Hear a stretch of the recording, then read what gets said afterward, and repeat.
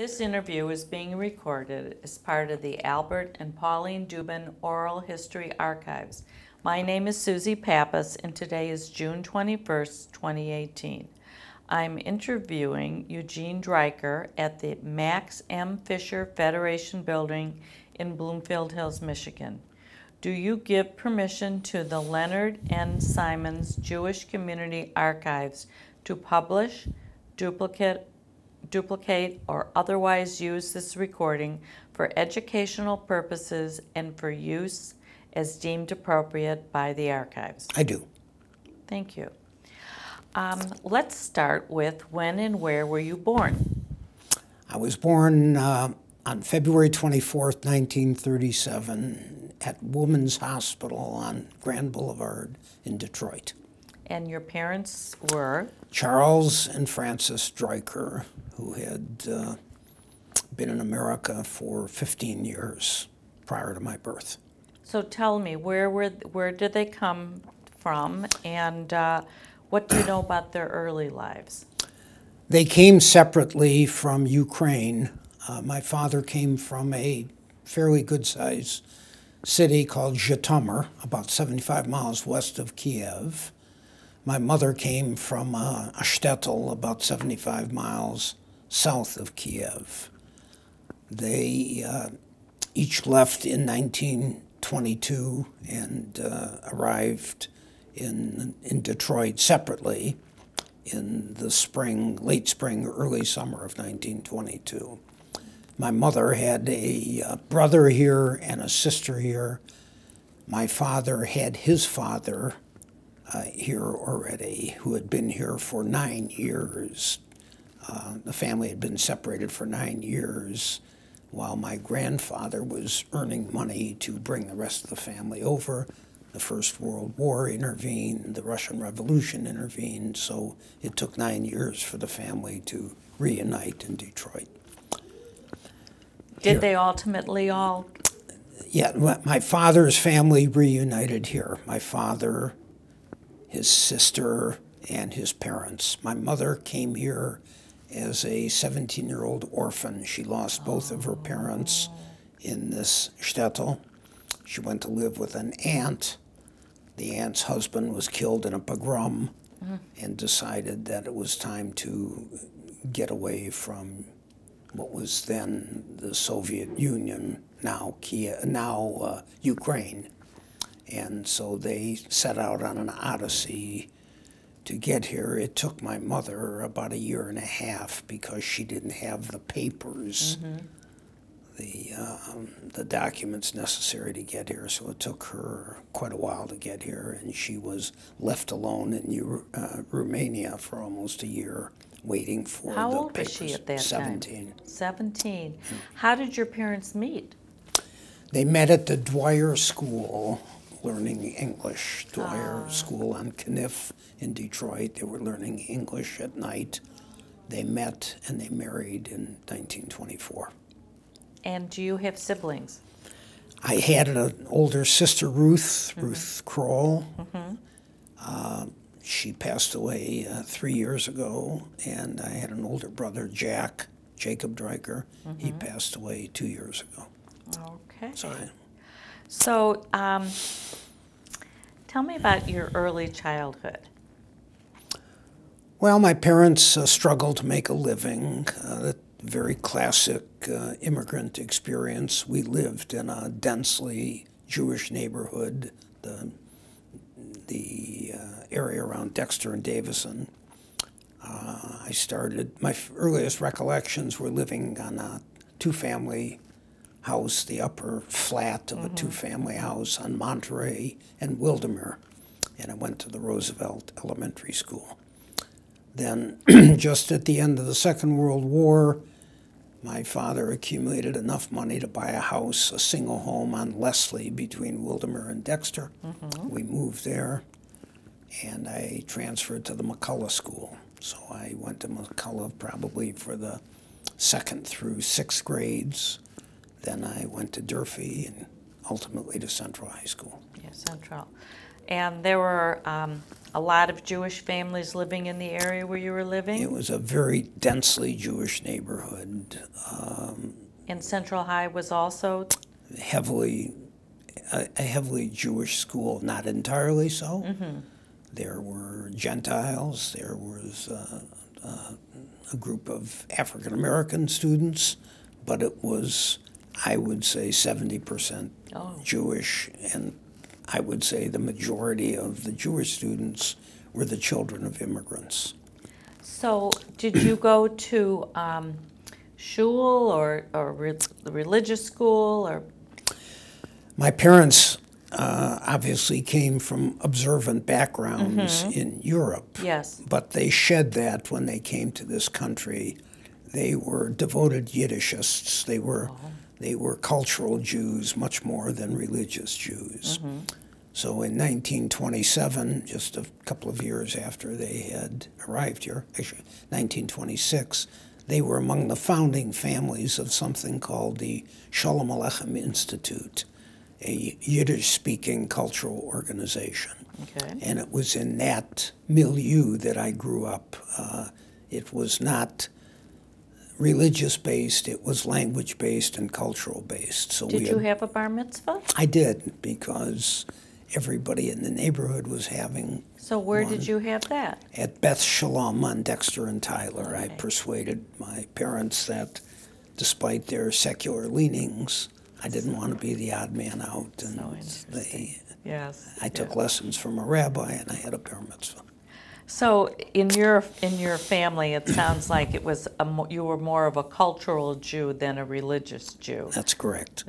And did your parents take any part in volunteering? Did they do anything? Well, absolutely. They, as I indicated, they were among the founding families right. of this organization, which was a major part of their lives for decades. My father became active in the Landsmannschaft movement. Are you familiar with that term? I've heard of it. Okay. Landsmannschaft simply means an organization of people from the same town. Right. There were about 40 Landsmannschaften in Detroit at that time. Jews from this town, that town, the other town. And my parents were active excuse me, in the Odessa Progressive Aid Society. Now, they didn't live within 500 miles of Odessa, but I suspect that there was more cachet attached to Odessa than Zhytomyr. So they were active in the Odessa Progressive Aid Society, very active. And that led to my father becoming one of the founders of the Jewish Community Council in 1937. He was, I think there was a committee of 20, as I recall, that in the face of Hitler's rising prominence on the world stage, there was a sense that the Jewish community had to speak with a more unified voice. Was this during World War II that the Jewish community? It was a few years before the war broke out. Right. But the winds of war were palpable. Okay, 1937. So you were very young during World War II. I was. I was born in 1937. Do you have any feelings about? I remember the war. I remember my brother painting the basement windows black. He was an air raid warden on our block, and there was a fear that Detroit, as the arsenal of democracy, would be a target of German bombers. So my brother dutifully painted all the windows in the basement black so that in case of an air raid, we could all go down the basement, turn on the lights, but the house wouldn't be visible from the outside. But do you remember actually your Judaism having anything that made you afraid during the war, or just? No, I had a sense that there was evil being perpetrated against the Jews in Eastern Europe, but I didn't understand obviously the dimensions of it. I was 5 or 6 years old at the time. Oh, that's so interesting. So you go to Central High, and it's predominantly Jewish, but do you remember other things about Central High? Were you involved with anything? What did you do in high school? I was a class officer. I was the vice president of my graduating class, and I was involved in somewhat in the social milieu of the school. In the middle of my high school years, my father bought a candy store on Dexter and Richton without telling my mother, and she almost plunged a knife into his head. And we all wound up working in the candy store. Oh, you must have been very popular. And that took me away from 2 years of social life at Central. So I think about the 10th and 11th grade, I was working from 3 in the afternoon to 11 at night at the candy store. Wow, wow. And that was, it was an iconic candy store in the Jewish community. It was originally Sawson's Soda. Ralph Sawson, his family owned it during the war. Then it became Danny's Sodas, and my father bought it from Danny. Oh, how interesting. So after you graduate from Central, you go to Wayne. What was then Wayne University. So tell us, there's lots to talk about with Wayne. Well, you know, I've often quipped that my father said I could go to any college I wanted to, as long as I could get there on the Dexter bus. Okay, there weren't a lot of choices for us. My older sister had gone to Wayne. My older brother had gone to Wayne. My parents were struggling to make a living. The tuition at Wayne was $100 a semester. I had accumulated a couple of $1,000s of savings from working at the candy store. My father, I think, paid me $15 a week. I put it all in the bank. I worked at summer camps. I've been working since I was 12 years old. So Wayne was the obvious choice. And so many of my friends from Central and the neighborhood went to Wayne. It was like going a little further. You know, you took the Dexter bus a little further, and it was a wonderful experience. It's Were there like fraternities or anything like that? Yes. Did you do that? I did. I belonged to the Sigma Alpha Mu fraternity. I was a Sammy at Wayne. There were no fraternity houses. No. We met at the Hillel House on 2nd Avenue. A few years later, we bought a house on Hancock. We scraped together a few bucks to buy a house, but we could never make it livable. You know, it was more of a gathering place. More of a gathering place. Yeah. It was not a house that you could cook a meal in or put a bed in. It was like a gang's den kind of thing. So, what did you major in college? I started in the College of Engineering, and I was a very poor engineering student and lasted a year and a half in the engineering school, and then I decided this isn't for me, and I dropped out and I took a degree in math. So I got my undergraduate degree in mathematics. So how did you get involved in the law? It's a good question. I got graduated with a math degree. What am I going to do now? But did you go to work after that, or did you go right on to school? At that time, you could enter professional school after 3.5 years of undergrad school. Okay. They had something called a combined degree. You could actually attend like law school and get your undergraduate degree after your first year of law school. Oh, interesting. So I was a January grad from Central, so I was always off kilter. I didn't know what to do. My brother-in-law, my sister's husband, was a lawyer. He said, you know, maybe you should try law school. My mother's sister said, you know, you like to talk, you're good at talking, why don't you become a lawyer? So at that time, it was not very hard to get into law school, certainly not hard to get into Wayne Law School. And you know, I often quip that they held a mirror up in front of your nose, and if it clouded up, you could get into law school. You know, it was pretty simple, and so I went to law school. But did you immediately love it? I immediately loved it. You immediately like loved from it. Day it was one, for you. It was beshert. Yeah. Okay. Yeah. It was perfect for me. Oh, that's great. I'm good at remembering details and lots of information. My math background stood me in good stead. There are certain similarities. There's logical steps in the law as there is in math. And so I loved law school from the moment I started. And how many years were you there for? 3 years? 3 years, and the law school at that time was in an old house on Cass Avenue. Oh, interesting. And the classroom was a garage, so it wasn't quite Abe Lincoln, but it wasn't far from it. It was pretty That's a great image. I love pretty it. modest quarters. So I'm going to jump ahead to, we'll go back to what you did after graduation, but I'm curious to find out, at what point did you meet Elaine? We sort of saw each other at Central. She was a half a year behind me. I graduated in January of 1955. Elaine was in the June class. So I kind of knew her from afar.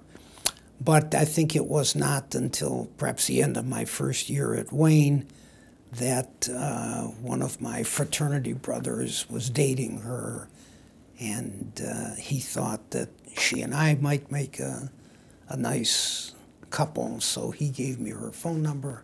I called her, and 59 years later, we're still married. You know? Wow. So at what point in your education did you get married?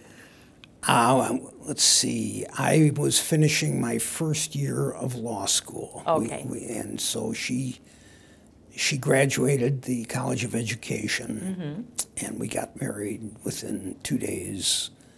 And she supported me for the next 2 years. She taught school in Livonia. Okay. I finished law school, and then we moved out of town for a while. Okay, so let's hear about that. You graduate from Wayne and you go to Washington. Tell me how that came about. You know, quite a fluke. There was a note on the bulletin board at the law school.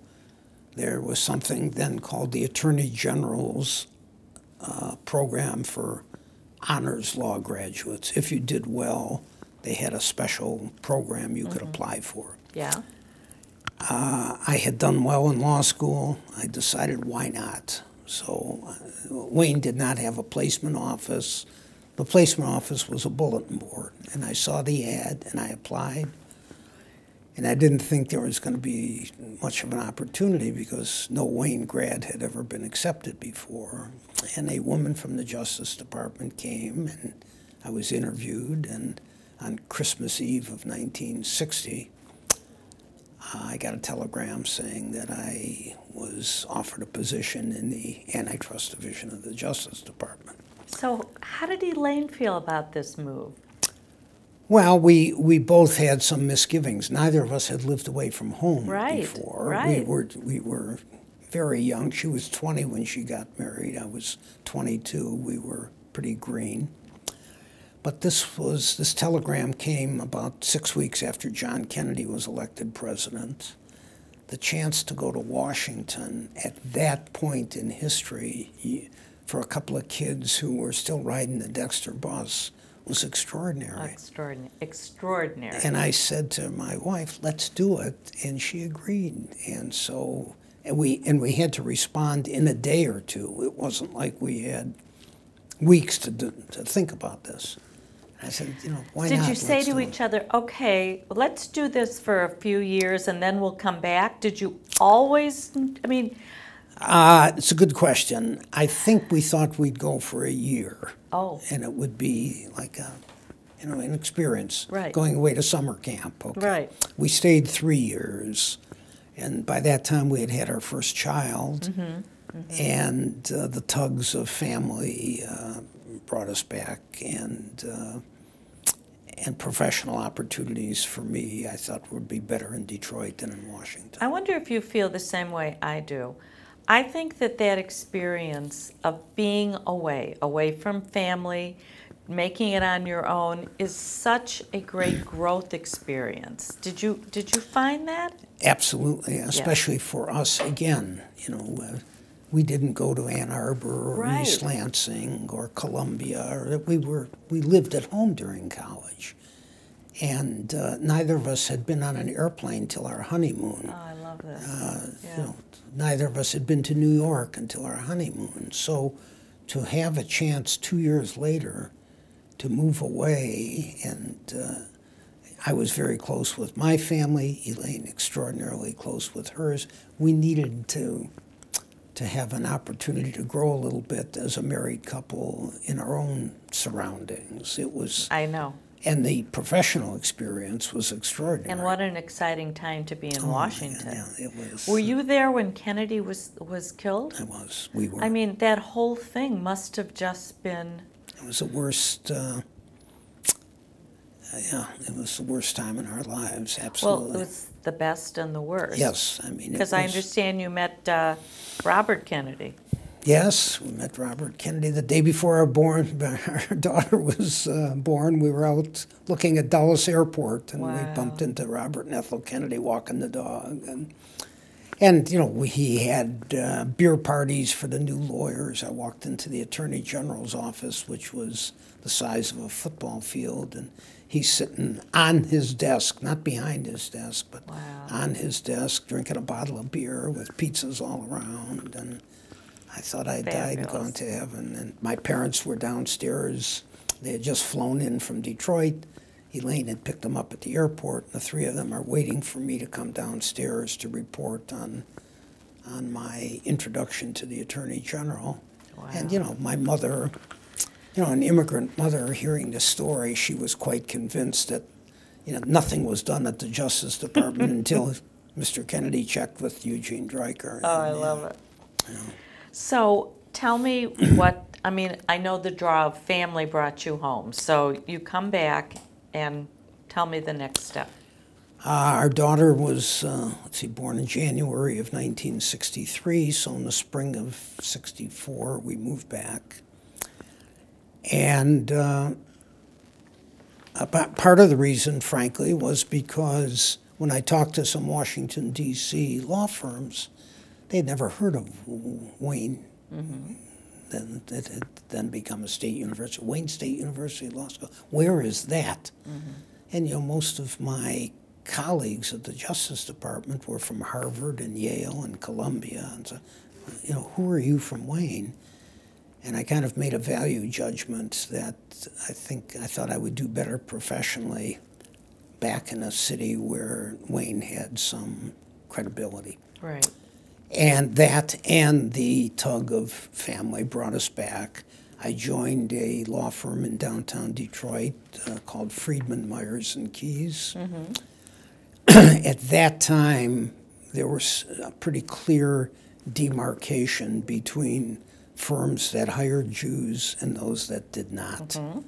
It was just starting to change, But I had interviewed with a couple of firms that had never hired a Jew before, and I think one of them was prepared to offer me a job.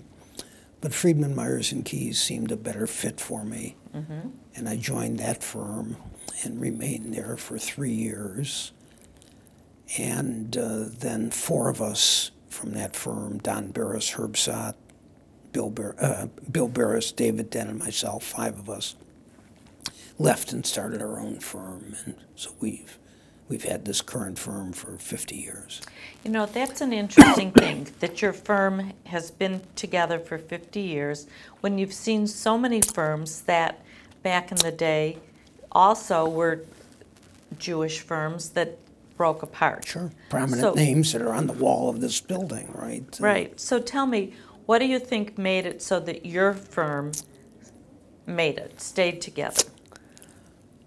That's really hard to say. Okay. It's hard to know. We had very strong leadership. Herb Sott and Don Barris were very talented people, mm-hmm, mm-hmm. very hardworking, and they set a certain standard of how things were done. And I've concluded, I've been practicing law for 57 years, and I think the most important ingredient is not what law school you went to, but who your mentors were, who your teachers outside the classroom were.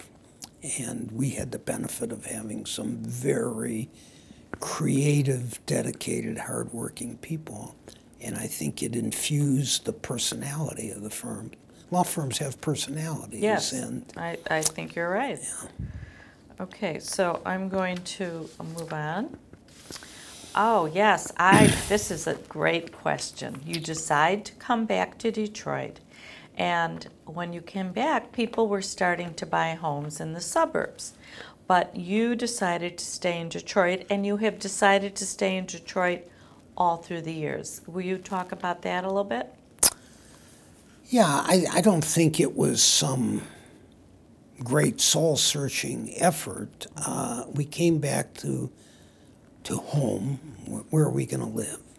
So we rented a flat right behind the old Adat Shalom on Curtis and Livernois. We were on London, that little street that backs up to Adat Shalom. We decided we better rent for a year, and we'll look around to see what to do. Well, at that time, the movement, the perennial movement of our community north was underway, and there was a lovely area east of Livernois between 7 and 8 Mile Road called Green Acres. And there were a fair number of homes for sale there. And we had exactly one car, and Detroit's public transportation system was then, as it is now, scant. So my office was downtown. Do I really want to live 25 miles away and worry about how to get downtown? And we liked the feel of sidewalks and playgrounds and old buildings. And so we found a beautiful colonial house on Renfrew for $19,000. And I had gotten $1,000 when I left the Justice Department, my accumulated pension money. The $1,000 was sufficient as a down payment. So we bought a house in the summer of 1965 on Renfrew and Green Acres, and we lived there for 10 years and loved it. A wonderful neighborhood. Okay, after your daughter, you had more children? We have a son. Was he born in Detroit? Yes. Yeah, and you raised your kids in this house on Renfrew? We did. Okay. And then 1967, comes along, and all the problems with the riots, and that was a big time when people were leaving. Right. You decided not to leave. You know, our neighbors, we lived at 20144 Renfrew. Our neighbors at 20044 Renfrew, exactly 1 block away, were Barbara and Carl Levin. Okay. Carl was then a young lawyer for the Civil Rights Commission. He ran for city council while we were neighbors. He started his active public life. They became very close friends, and our kids became extraordinarily close. Across the street from Carl was a very prominent member of the African-American community, Arthur Johnson, who was the head of the NAACP in Detroit for many years and a vice president of Wayne State University. These were lovely people, you know, people who cared about the city, who cared about diversity, who cared about neighborhoods. There was never any thought in our mind that we wanted to leave these people whom we liked and who our kids liked, and why should we pick up and run? Where were we going to run to? So where did your children go to school? They started at Pasteur School, which was on Pembroke, west of Livernois, and they stayed there for a few years, and then they both moved to Roper. They commuted to Roper. So your kids went to Roper all the way through? At high school, the high school years at Roper at that time were a little shaky. So Stephen went to Cranbrook and Alyssa went to Country Day for the last few years of high school. But Roper is really in their blood. that was the school that gave them the values that they carry today. So, what were some of the projects that you were involved in Detroit in those years that you were passionate about? Well, I became involved in a number of activities at Wayne State University. I became active in the Law Alumni Association. I thought Wayne was an undervalued jewel, the whole university. I thought so then, and I think so now. I think you're right about that, for sure. And so I helped start the first fundraising effort at the law school and things of that nature. At the same time, I was interested in Jewish communal life, and so I became active in the Detroit chapter of the American Jewish Committee. Tell us about that. It was an organization I knew little about, but my sister became the assistant executive director locally to Sherwood. Sherwood Sandweiss was the executive. What's your sister's name? Ruth Driker Kroll. And she became quite passionate about it, introduced me to it. And its pedigree was certainly not congruent with my pedigree, right? These were, the AJC was populated by German Jews who had come to New York, in the 19th century, Wall Street, prominent investors, manufacturers, clothing merchants, and so on. My family didn't come from that background. There was not a lot of East European blood in the American Jewish Committee, but I think they recognized they had to change as well. Right? I mean, the world was changing. Israel by this time was 20 years old. There was a movement to broaden the base of AJC, and I found it an organization with a lot of substance. They had a lot of educational programs. They had a lot of very helpful explanatory materials, printed materials about issues current to the day. So I liked it, and I got involved in it. So were you involved also in the Jewish Community Council? No. Elaine really carried, my wife Elaine Yes. carried that banner for years and years and years. Okay. That was her turf. But then the Jewish Community Council became the JCRC? Right. And now they've Absorbed the AJC. AJC. What do you think about that? I think it's inevitable. Jewish communal life at this stage of our nation's history is very fragmented, and it can't continue this way. There are not the resources. When you had a huge number of immigrants all trying to find their way in America, I think communal life had a certain pathway to acceptance, to status, to lots of things. That time is past in the country.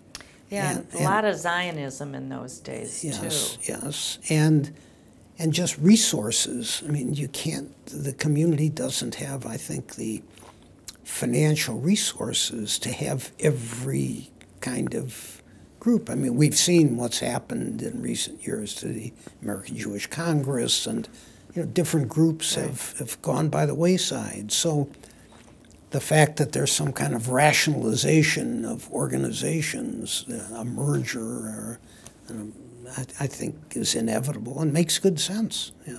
So, did you belong to a temple where did your kids go to religious school? Elaine and I tease one another that we had a mixed marriage. Okay. I came from the Sholem Aleichem kind of cultural, secular Judaism. Her background was Shar Tzedek. So what do we do?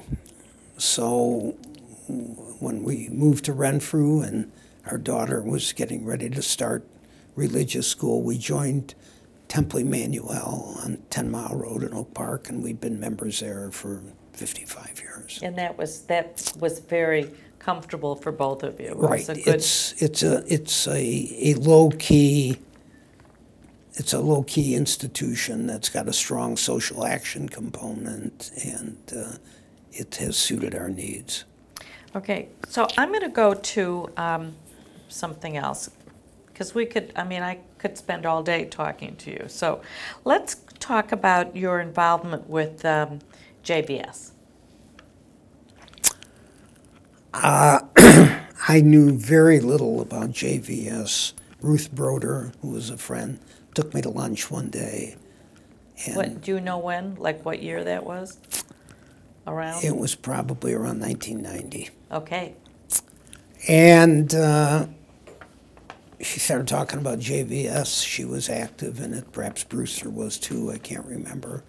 And she said it would be a good organization for me to get involved with. So I think I went to a meeting to see what they were doing. And I was kind of fascinated by the scope of the work they were doing. I had not worked with a social service agency before that. And it was interesting to see what they did. And so I joined the board, and I stayed on the board for a number of years, and eventually succeeded Linda Klein as president in the probably 1993, 1994 time period. And I've been an admirer of JVS since that time. Okay. So I'm going to go back to Detroit. I want to ask you some questions about the city of Detroit. What do you think of this revitalization that's going on with Detroit right now? I know that there were past attempts to revitalize Detroit. What do you think about what's happening now? Well, it's rather stunning. Most of this I would not have expected to occur in my lifetime. I'm 81 years old. I'm still working, I'm still involved, I still care deeply about the city. But as you know, in the last few days, with the announcement that the Ford Motor Company is going to revitalize the long vacant Michigan Central station, that's something that I never thought I'd see in my lifetime, right? Few of us did. Right. I was one of the mediators in the Detroit bankruptcy, which is about to celebrate, if one celebrates a bankruptcy, it's about to mark its 5th anniversary next month. Will be the 5th anniversary of the bankruptcy. So I spent 16 months working on resolving the bankruptcy with 5 other mediators. When we finished that task in, I think, in an extraordinarily short period of time, nobody ever thought it was going to get done in 16 months. Elaine, my wife, was sitting with me in the jury box in the courthouse in Judge Stephen Rhodes' courtroom in the bankruptcy court as he announced his approval of the plan of adjustment. And I turned to my wife and I said, geez, I wish I was 25 years younger, because I'd like to see the next reel of this movie. Little did I think that the next reel of the movie would play out in the ensuing 2 or 3 or 4 years. So last night we were at the Federation's Israel celebration on the riverfront, and somebody at the gate said they had sold 3,000 tickets. It wasn't that long ago that many members of our community would take great pride in telling you that they never come to Detroit, that they never go south of 8 Mile Road, right? I mean, they thought it was pretty amazing last night, wasn't it? Yeah, and then, and we spent some time there. We had a good time. Then we went to eat in Capitol Park, which was, Capitol Park for 40 years was a dystopian, absolutely empty place, and we had to wait a few minutes to get into a lovely little restaurant, and walked around the Capitol Park area and bumped into Richard Broder, Ruth and Brewster's son, who's a a developer in downtown. And then we took a ride over to the train station. I just wanted to show my wife, you know, where this activity is going to occur. And there were cars all up and down Michigan Avenue, you know, at all these restaurants. So there's still a long way to go. We got lots of problems in the neighborhood. We've got school problems. We've got issues of public safety. But it's a much different city now than it was 5 years ago. And, it was interesting to go downtown, and we parked on that parking lot at Franklin and Atwater, no? Riopelle. Riopelle. And on one side, you see these beautiful, beautiful new condos. Right. And as my granddaughter looked up and she said, "Look at that castle is crumbling." So you have these beautiful new places, and you still have this work that needs to be done. Yeah. But as you said, you would never have believed when you settled the bankruptcy that we would be going forward in such a way. And Detroit is making wonderful tremendous strides. comeback. So I assume you still live in Detroit. Yes, yeah. Where are you living now? Same. We've lived in the same house for 43 years. So That's amazing. we live in Palmer Woods, near Woodward and 7 Mile Road. Are you still on Wellesley? On Wellesley. Yeah. That's Same great. same house we've been in.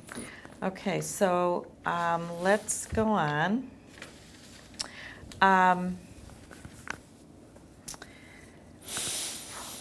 In all of the volunteer positions that you've held, what accomplishments are you most proud of?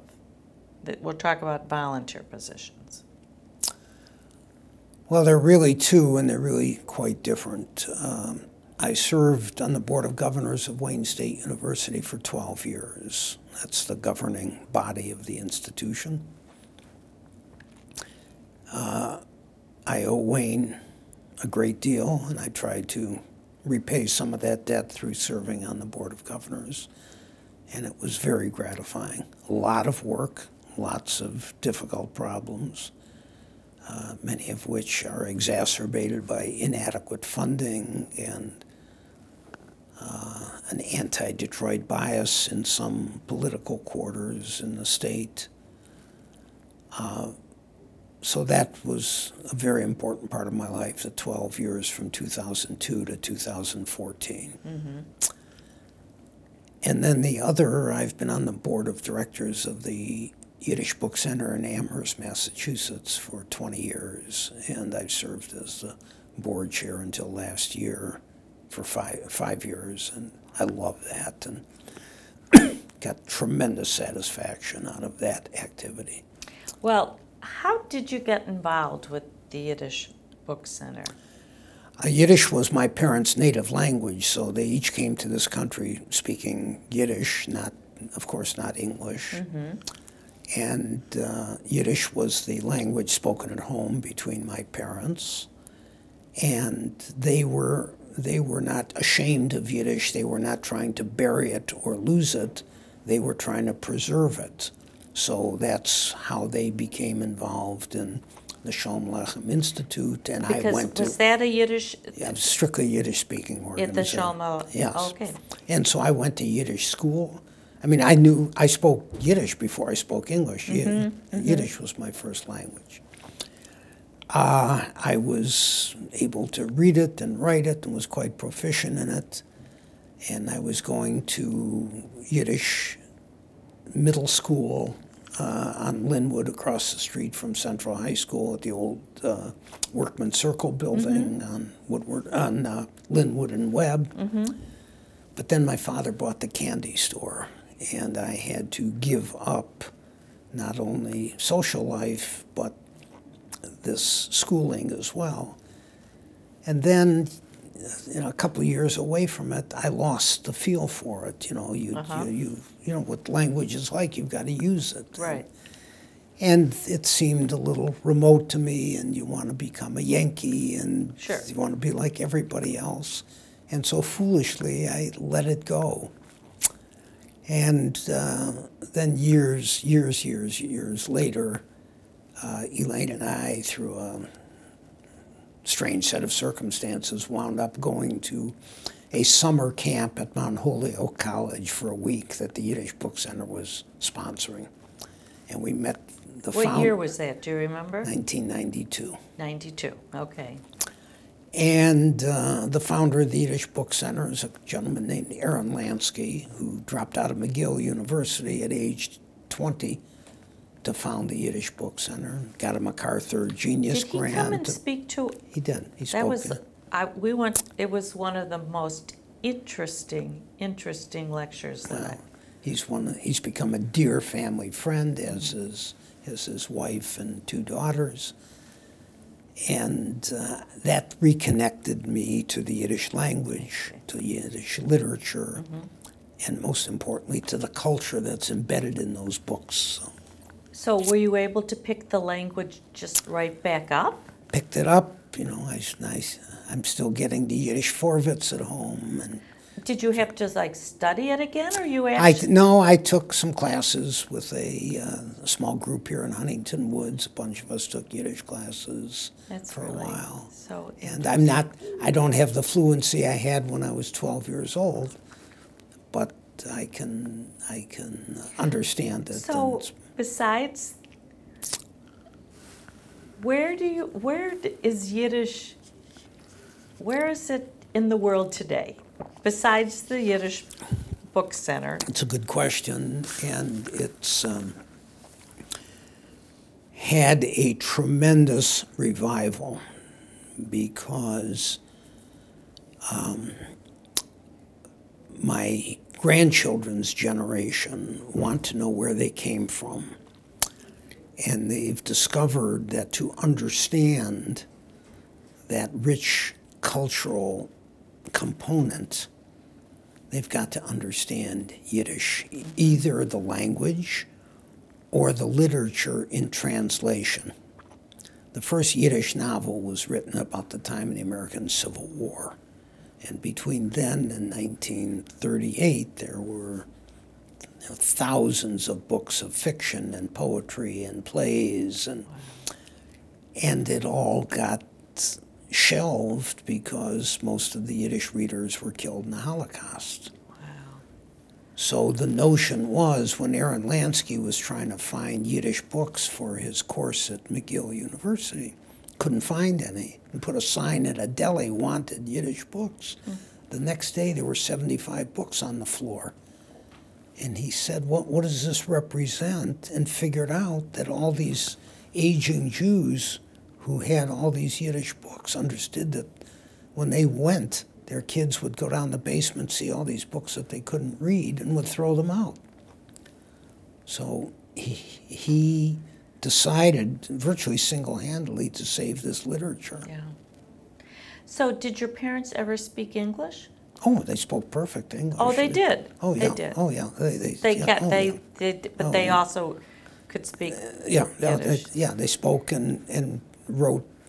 Yeah. My mother never had a day of schooling in her life, not one day. My father graduated high school in Russia, in Ukraine. Wow. But my mother wrote an autobiography by hand, and my father was quite an accomplished in terms of the written word and the spoken word. I want to go back to your kids for just a bit. Where are they living? Do you have grandchildren? And what are your kids doing? Do I have grandchildren? I've been waiting for you to ask. Our eldest child, Alyssa, is a clinical social worker. She lives in Huntington Woods. Her husband, Jay, is a hospital consultant. So what is their last name? She uses the name Driker. Jay's last name is Zerwick. His son, Matthew Zerwick, is the new rabbi at Temple Emmanuel. Coming in. No. Yeah. So. Your grandson? No, my daughter's. Okay. This is a second husband. Okay. Yeah. My son-in-law's son. Yes. Has moved from Kalamazoo to Oak Park to become wonderful. The rabbi at the synagogue, the temple we attend. Yeah. So Alyssa has 3 children from a prior marriage. Yeah. Charlie is 24 and is starting a PhD program in philosophy at SUNY Stony Brook in September. Caleb is 21, just returned from a spring semester at the University of Havana. He studied in Cuba for 3.5 months. He's at McAllister College in St. Paul, Minnesota. And their younger sister, Rebecca, just graduated from the International Academy in Bloomfield Hills, and she's going to St. Olaf's College in Northfield, Minnesota. Interesting. She'll be close to her brother in Minnesota. Okay. My son Stephen is 5 years younger than Alyssa.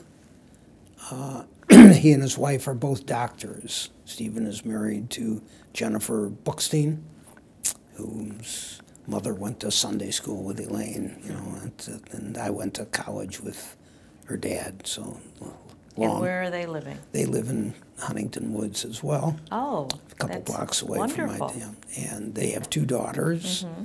Sophie just graduated from Cranbrook, and she's going to Tufts in the fall, where her father went to school. And the youngest grandchild is Emma, who's 15, and she's a 10th grader at Berkeley High School. That's wonderful.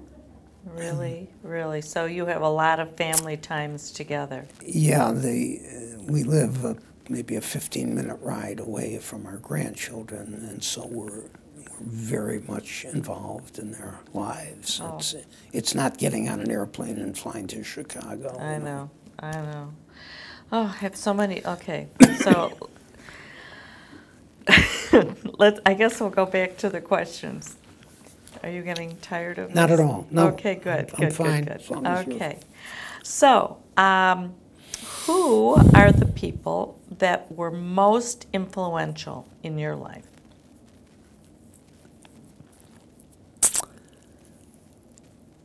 Well, I think first and foremost were my parents.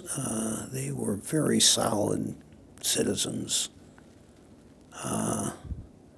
I'm glad that they're not alive today, because they'd be in tears seeing what's happened to their beloved America. They would be shocked at the events of the past 2 years. They voted in every election till my mother lived to 94. She voted in every election till the day she died. You know, and they were devoted Americans and patriots. And they never had much money. They had a succession of small businesses. You don't make a fortune out of a candy store. But they lived a cultured life. They lived a life of literature and music and friends. Friends and family were the coin of the realm, rather than cars and homes and stuff. They were not much on stuff. And that had an impact on me, I think the greatest impact. And then teachers along the way. The Sholem Aleichem Institute had a very smart principal named Moshe Har, H-A-A-R, and he was a real educator and a modern had a modern outlook about pedagogy and about Jewish life and so on. And I liked him a lot, and he enthused me to learn more. And I had some great professors at Wayne in undergrad school, and in law school I had a favorite professor, a guy named Donald Gordon, who became dean of the law school, and he and his wife became very close friends of ours. We traveled to Egypt with them. And I wanted to talk to you about travel. Yeah. I wondered if you and Elaine were big travelers, and I also was interested in your traveling to Israel. I counted up the other day, for reasons I won't bore you with, that we've made 24 foreign trips to 5 continents. Not a vast amount. I mean, we have friends who've been to 100 countries. But we've had interesting trips over the years. Recent years, we've gone to Argentina, which was fascinating, and way down to Patagonia, which was breathtaking. We've been to Egypt, we've been to Kenya and Tanzania, we've been to Thailand to visit a Detroit friend of mine, Italy a few times, France, Spain. And then 11 years ago, the Yiddish Book Center took a literary tour of Ukraine. And so Elaine and I started off on our own in Russia, in St. Petersburg and Moscow for a week.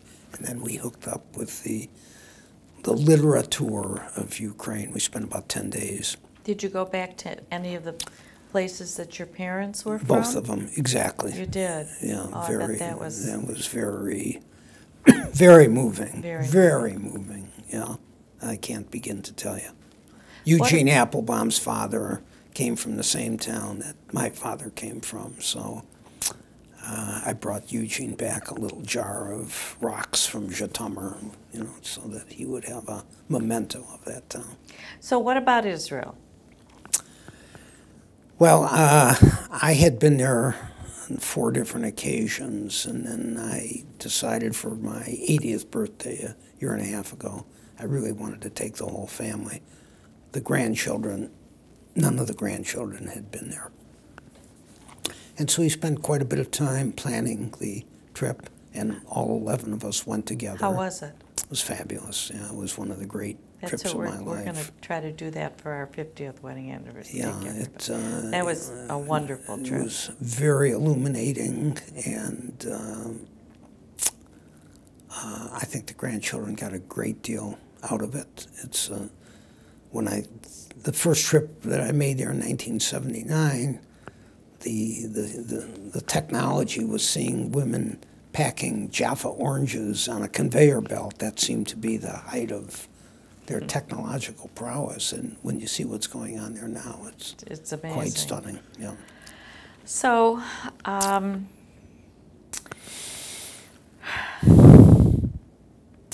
what do you see as the challenges of the Detroit Jewish community today? Well, I think the single biggest challenge is keeping our young people here. The Detroit Jewish community is, age-wise, I think, the oldest in the country, other than, I think, South Florida.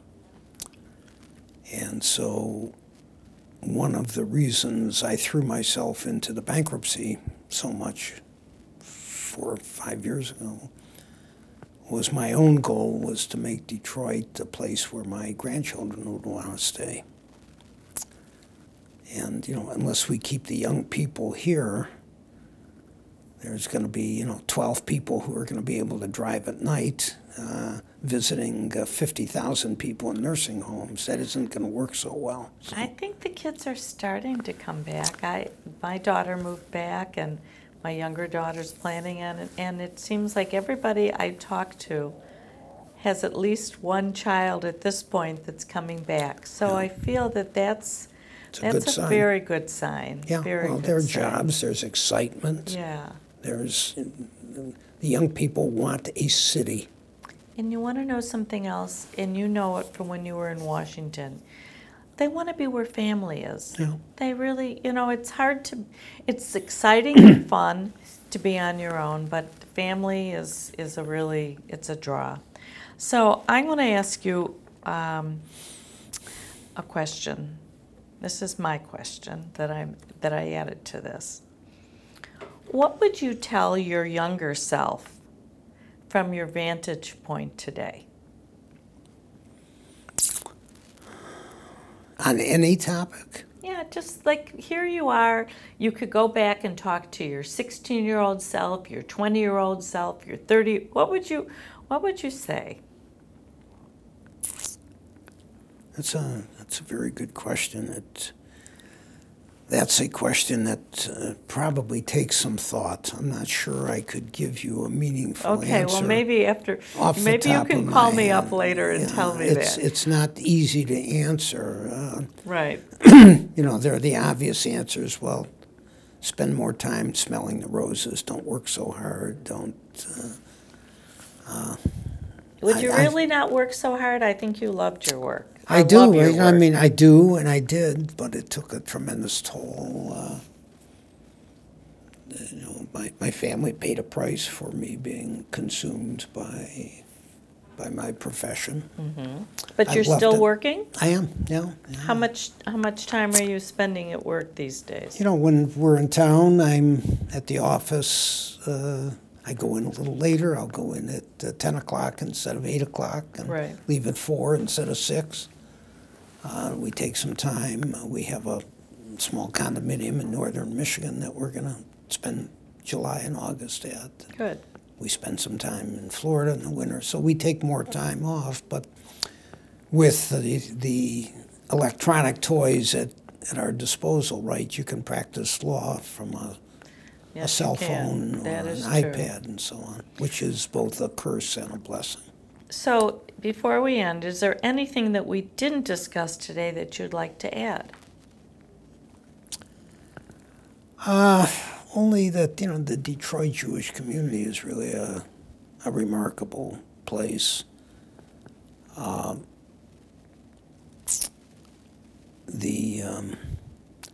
not sure that everybody understands the level of care and support that our communal institutions provide.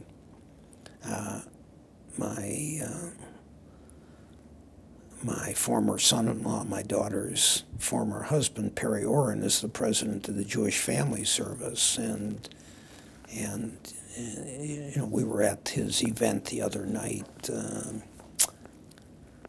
I talked to Perry about the level of activity at that important agency, and I don't think every Jewish community has things like that.